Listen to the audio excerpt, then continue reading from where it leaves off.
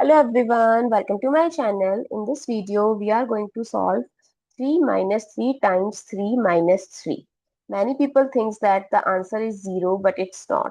Why? Because they solve it like this: 3 minus 3 as 0 and 3 minus 3 as 0 and 0 times 0 as 0, which is the incorrect approach and incorrect answer. Yes, you heard it right.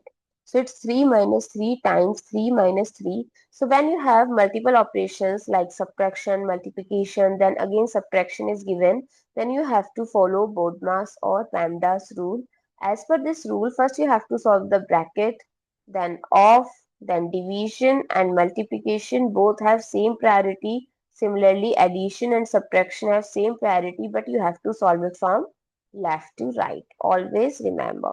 So in terms of, we have given subtraction and multiplication, so we have to give priority to multiplication first. So it gives 9, so 3 minus 9 minus 3. Now we have to solve it from left to right because single sign is given.